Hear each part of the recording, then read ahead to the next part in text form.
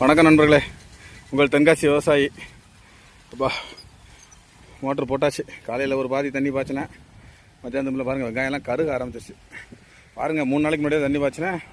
எப்படி காஞ்சி கிடக்குது பாருங்கள். இப்போ பாஞ்சிக்கிட்டு இருக்குது. வெயிலின் கொடுமை ரொம்ப உச்சத்தில் இருக்குது. அந்த பக்கம் எவ்வளோ கருகி கிடக்குது பார்த்தீங்களா? பாருங்கள், இயற்கை வளங்களை அடித்து கொண்டு போயிட்டு இருக்காங்க பாருங்கள். அப்படியே லாரி வரிசா, அங்கே ஒரு லாரி வருது பாருங்கள். அப்படியே வரிசா நைட்டு விடிய விடிய லாரி ஓடுதுங்க. ஆமாம், இந்த கவர்மெண்ட் தமிழ்நாட்டு மக்களுக்கு வேலை செய்தாங்களோ இல்லையோ, கேரளா மக்களுக்கு, கேரளா கவர்மெண்ட்டுக்கு கரெக்டாக நல்லா வேலை பார்க்காங்க. உண்மையாகவே எல்லாம் வைத்தறிச்சலுங்க, வெளியே சொல்லக்கூடாது.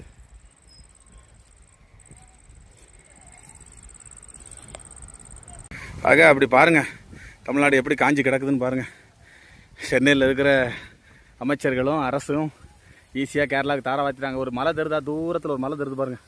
அதெல்லாம் ஒரு பெரிய மலை குடஞ்சி எடுத்துட்டாங்க. வைத்தறிச்சலாக இருக்குது நண்பர்களே.